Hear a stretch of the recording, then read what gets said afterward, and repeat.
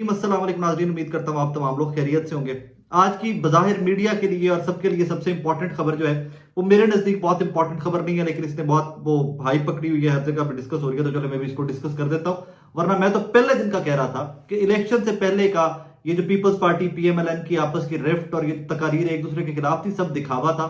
मैं पहले दिन का कह रहा था कि इलेक्शन के बाद इन लोगों ने इकट्ठे भी होना है, इन्होंने गिव एंड टेक भी करना है, इन सब ने मिलकर हुकूमत भी करनी है, ब्ला ब्ला ब्ला। आज सदारती इलेक्शन हो रहा है, वी नो दैट कि वोटों की कहानी क्या है, कहां पर वोट कितने हैं, किसने सदर बनना है। जरदारी साहब ने सदर बनना है, वी नो दैट। इंपॉर्टेंट नहीं है मेरे लिए, टू बी वेरी ट्रू, कि जो चीज का पहले पता हो कि ये होने जा रही है, मेरे नजदीक इंपॉर्टेंट वो नहीं होती। इंपॉर्टेंट क्या है कि आपको पता है कि 2/3 मेजोरिटी इस टाइम पे ऊपर हुकूमती इत्तेहाद के पास है पार्लियामेंट के अंदर। आज सहाफी ने सवाल पूछा, हुक्मरान इत्तेहाद के सदारती उम्मीदवार ने कहा कि 18वीं तरमीम पार्लियामेंट ने की थी, हमने सिर्फ तजवीज की थी। अब ये कहानी बहुत इंपॉर्टेंट है, मैं इसके ऊपर पहले से बात करता आया हूं कि जनाबे वाला Peoples Party takes pride in 18th amendment के 18वीं तरमीम के अंदर वो बड़ा अपना फख्र महसूस करते हैं एवरीथिंग। लेकिन 18th अमेंडमेंट बहुत सारे लोगों को चुभती भी बहुत है कि मतलब 58(2) भी खत्म, सारा जो था इख्तियारात थे वो सूबों के पास चले गए, एनएफसी अवार्ड ये वो ब्ला ब्ला ब्ला ब्ला। अब उसके ऊपर 2/3 मेजोरिटी इस टाइम के ऊपर पार्लियामान में है हुकूमती इत्तेहाद के पास, सब मिला मिलू के जो सीटें छीनी गई हैं वो भी फॉर्म 47 वाली भी मखसूस भी डाल डूल के उनके पास मेजोरिटी तो है। तो क्या 18th अमेंडमेंट रोल बैक की जा सकती है? ये सवाल मैं बहुत देर से उठाता आ रहा हूं। और अगर 18th अमेंडमेंट रोल बैक की जाती है, कोई नई अमेंडमेंट आ जाती है कि जिसमें 18th अमेंडमेंट को उड़ा दिया जाता है, तो जनाबे वाला फायदा किसका है? क्या जमहूरियत इससे जीतेगी? क्या जमहूरियत का फायदा है? मेरे नजदीक तो नहीं। ये सवाल आने वाले दिनों में सबसे इंपॉर्टेंट हो जाएगा और इसके ऊपर आप देखिएगा कि आने वाले दिनों के अंदर क्या कहानियां होती हैं और किस किस किस्म की डेवलपमेंट होती है। मेरा खदशा है, ये मेरी कोई खबर नहीं है, मेरा ये खदशा है कि हो सकता है 18th अमेंडमेंट को भी टच किया जाए। आगे बढ़ते हैं। शांदना गुलजार साहिबा पाकिस्तान तहरीक इंसाफ की एमएनए बहुत वोकल है। मेरे जो पार्लियामेंटेरियन, मेरे जो पसंदीदा पार्लियामेंटेरियन है उनमें से एक है, पढ़ा लिखा बोलती हैं, बहुत अच्छा बोलती हैं। शांदना गुलजार साहिबा ने रिसेंटली उनको आज, चले मैं पहले खबर दे दूं फिर उसके बाद बैकग्राउंड में जाते हैं। उनको आज मरियम नवाज साहिबा के ऊपर इल्जाम लगाने की वजह से उनको आज एफआईआर ने नोटिस भेज दिया है और लाहौर में उनको बुलाया गया है जनाब 14 तारीख को, कि आपने 14 तारीख को 2 बजे लाहौर में पेश होना है इंक्वायरी के लिए। और ये खबर सहाफियों को दी है अजमा बुखारी साहिबा ने, जो इन्फॉर्मेशन मिनिस्टर हैं पंजाब की। उन्होंने आज पंजाब असेंबली में सहाफियों से बात करते हुए उन्होंने ये नोटिस यूं करके शेयर किया। उन्होंने कहा जी हमने नोटिस भिजवा दिया है, एफआईआर में कंप्लेंट की गई है और उनको नोटिस चला गया। अब कहानी क्या है, इसका थोड़ा सा बैकग्राउंड बता दूं ताकि आपके जहनों में भी क्लैरिटी आ जाए। वैसे इसके अंदर लिखा हुआ क्या है, जिस्ट ऑफ एलिगेशंस जो है वो भी पढ़ लेते हैं पहले। Highly intimidating campaign against state functionaries and creating violence in public and society through information system. State functionaries और इसके ऊपर मतलब, और ये शुएब मिर्जा साहब हैं जिन्होंने ये कंप्लेंट की है, जो कंप्लेनेंट है। और शांदना गुलजार साहिबा के ऊपर इल्जाम है। इंक्वायरी नंबर 598/24 है और इनको लाहौर का एड्रेस दिया गया। अली रजा साहब इंस्पेक्टर साहब है, इंक्वायरी ऑफिसर है जो एफआईए के, उनकी जानिब से ये नोटिस भेजा गया। और इसके ऊपर पहले ही कह दिया था अजमा बुखारी साहबा ने कि हम इनको नोटिस भेजेंगे। अब नोटिस किस चीज के ऊपर भेजेंगे वो सुन लीजिए। नोटिस का था जनाबे वाला कि शांदना गुलजार साहिबा ने किसी हमारे डिजिटल मीडिया के दोस्त से बात करते हुए एक सेंटेंस कहा था कि जिले शाह की शहादत को लेकर, उनकी मौत को लेकर, कि मरियम नवाज की कोई ऑडियो लीक हुई थी एट दैट टाइम। मैं इसके ऊपर पहले भी बात कर चुका हूँ कि मरियम नवाज साहिबा की कोई ऑडियो लीक हुई थी जिसमें वो कह रही है कि गाड़ी इसके ऊपर से क्यों गुजारी जाए, क्यों गुजारी जाए, ब्ला ब्ला ब्ला। वो ऑडियो हमारे तक, किसी सहाफी तक नहीं पहुंची थी, मेरे तक भी नहीं पहुंची थी। मैंने शांदना गुलजार साहिबा की ये गुफ्तगू सुनने के बाद भी इसके ऊपर थोड़ा सा इन्वेस्टिगेट किया तो मुझे वो ऑडियो नहीं मिली थी। एक ऑडियो जरूर थी, मुबैना ऑडियो मरियम नवाज साहिबा की जरूर थी, जिसमें वो कह रही थी कि how to respond it, and वो किसी अंकल से बात करनी थी अपने, जो मुबैना तौर के ऊपर ऑडियो थी, how to respond to this incident, कि इसके ऊपर रिस्पॉन्ड क्या करना चाहिए, क्या स्टेटमेंट देनी चाहिए। लेकिन इस तरह की उस ऑडियो के अंदर कोई गुफ्तगू नहीं थी कि गाड़ी ऊपर से नीचे पीछे ऑल दैट। बहरहाल इनको नोटिस भिजवा दिया गया है, नोटिस रिसीव हो गया। अब आगे चलिए, तो इसके ऊपर हमारे दोस्त हैं हसन रजा साहब, दुनिया न्यूज के ब्यूरो चीफ हैं, लाहौर के डिप्टी ब्यूरो चीफ थे, ब्यूरो चीफ हो गए में।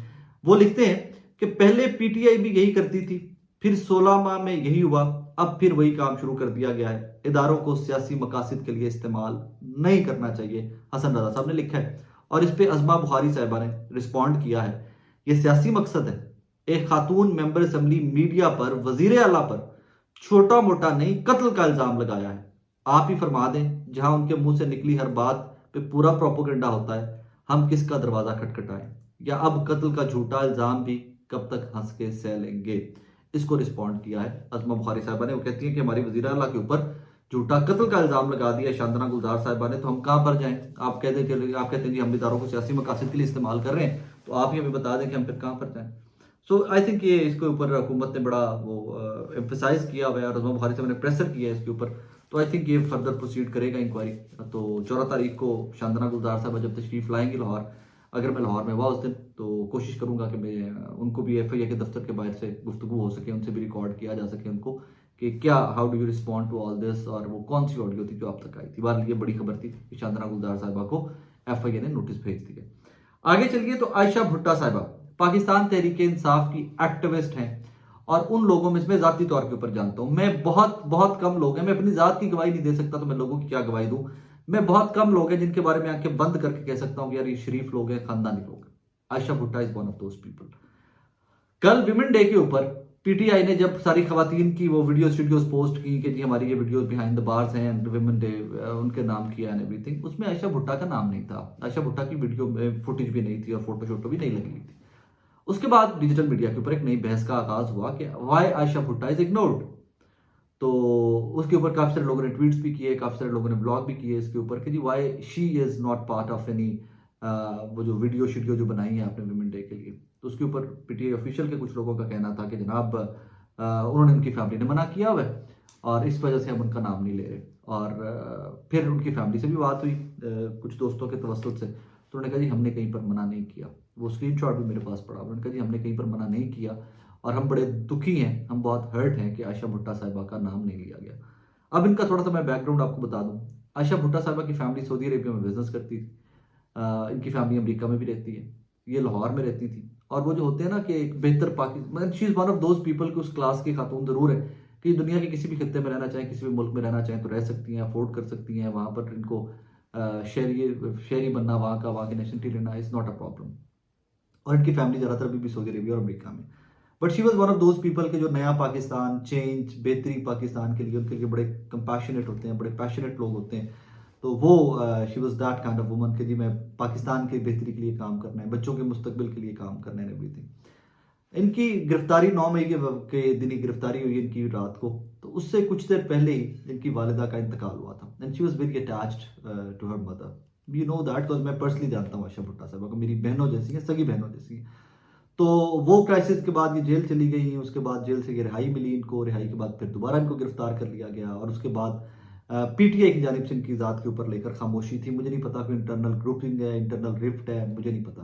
सनम जावेद साहबा पे बात की जाती है, डॉक्टर यास्मीन राशि साहबा पे बात की जाती है, अलिया हमजा साहबा पे बात की जाती है, लेकिन इनके ऊपर क्यों बात नहीं की जाती, ये एक सवालिया निशान है। लेकिन कम अज़ कम मेरे जैसे लोग जो देखते हैं कि व्हाट इज़ हैपनिंग अराउंड, हम वो रिपोर्ट करते रहेंगे। और आयशा भुट्टा is innocent, I know that. और हर बंदा जो आयशा भुट्टा साहबा को ज़ाती ज़िंदगी में जानता है, उनके बारे में मिसकंसेप्शन ज़रूर हो सकती हैं। मिसकंसेप्शन जो है वो इन्वेस्टिगेशन से, इंक्वायरी से दूर की जा सकती हैं। वो गलतियां कोताहियां जो हैं, जो किसी के बारे में मिस इन्फॉर्म किया गया या मिसकोट की गई हैं चीज़ें किसी के बारे में, उनको वेरीफाई किया जाना चाहिए, उनको एड्रेस किया जाना चाहिए। आयशा की गवाही तो यार मैं दे सकता हूँ कि शी इज इनोसेंट। मतलब she was that kind of woman कि जिसके घर पे सिर्फ कोई डिनर हो रहा है तो सारे PTI के लोग आ रहे हैं, बाकी सियासी जमातों के लोग भी आते थे, PMLN के दोस्त भी उनके आते थे, बहुत सारे सहाफ़ी जो आज बड़े बड़े सहाफ़ी हैं हमारे पाकिस्तान के, वो भी उनके डिनर्स के उनके घर पे आते थे। और इस औरत ने कोई वजारत नहीं दी, कोई इलेक्शन नहीं लड़ा, कोई टिकटों के चक्रों में नहीं पड़ी कि फलां को टिकट दो, फलां को टिकट दो। हाँ, मतलब एक वो जो होते हैं ना नजरियाती लोग, जो सिर्फ किसी नजरिए के साथ खड़े होते हैं। सो ये PTI के एक नजरियाती कारकुन के तौर पे मैं तो इनको देखता हूँ, और वो पढ़े लिखे लोगों के में से देखता हूँ कि जो पढ़े लिखे कारकुन होते हैं, कि जो वाकई में मुल्क के लिए, कौम के लिए कुछ करना चाहते हैं, और वो अपने सारे काम धंधे छोड़कर, हालांकि the kind of family she comes from, इनको तो बिजनेस कर रहे होना चाहिए था, पैसे कैसे कमा रहे होना चाहिए, अमेरिका टूर मारो, यूरोप द टूर मारो, सालिन तो चिल कर रही होती। But she was not one of those people, she devoted herself towards this country and one political party, और उनकी कॉज के साथ ये खड़ी हुई थी। और मुझे ज़ाती तौर पर लगता है कि इनके लिए मजीद ताकतवर और तवाना आवाज़ें उठाई जानी चाहिए। और जिस तरह बाकी लोगों को रिहा कर दिया गया, काफ़ी सारे लोग जमानतों पर रिहा हो गए, उसी तरह ये 4 या 5 खवातीन जो रह गई हैं जेलों के अंदर लाहौर की, इनको भी जमानतों पर रिहा किया जाना चाहिए। That's my take on that. इसमें थोड़ा सा इन्फॉर्मेशन भी ऐड कर दूँ, 96/23 और बाकी जो FIR थी ना 780 की, जो दहशतगर्दी की अदालत में जिनकी हो रही थी समाअत, और बाकी FIR जो थी 9 मई के बाद, उसमें तकरीबन 90% लोग हैं जो घरों को जा चुके हैं, जमानतें हो गई हैं 90%। मैंने आज एक दो वकीलों को फ़ोन करके चेक किया जो ये केस परसू कर रहे थे, जो ये केस लड़ रहे थे, तो उन्होंने बताया जी बहुत ज़्यादा लोगों की जमानतें हो गई हैं, वो घरों को जा चुके हैं, बहुत कम लोग रह गए। मुझे जो रफ फिगर बताया गया है, मैं वकील साहब का कोट कर रहा हूँ, मेरे पास इसकी ऑथेंटिक इन्फॉर्मेशन भी नहीं है, रात तक इकट्ठी हो जाएगी, वो भी 100 के करीब मर्द हज़रात रह गए। लाहौर की जेलों की बात कर रहा हूँ, सिर्फ लाहौर के 100 के करीब मर्द हज़रात रह गए और 5 खवातीन हैं जो लाहौर की जेलों के अंदर है। बाकी तमाम लोगों को रिहाई मिल गई है, जमानतों के ऊपर वो घरों को जा चुके हैं, वो जो लीगल प्रोसेस है उसका हिस्सा बने हुए हैं, वो जब हाजिरियाँ लगती हैं, उनकी पेशियाँ होती हैं, तो उसके ऊपर वो जा रहे हैं और दैट्स हाउ इट इज़ के मामलात आगे चल पड़े हुए हैं। अच्छा जी, आखिरी खबर बिफोर इट की आखिरी खबर की जानब जाऊँ फिर, आयशा भुट्टो इज इनोसेंट, उसके ऊपर कुछ भी ऐसा नहीं निकलेगा। I think she is the only woman के जिसको 96/23 चैनल बटा 23 में कोर कमांडर हाउस के अंदर नामजद किया गया।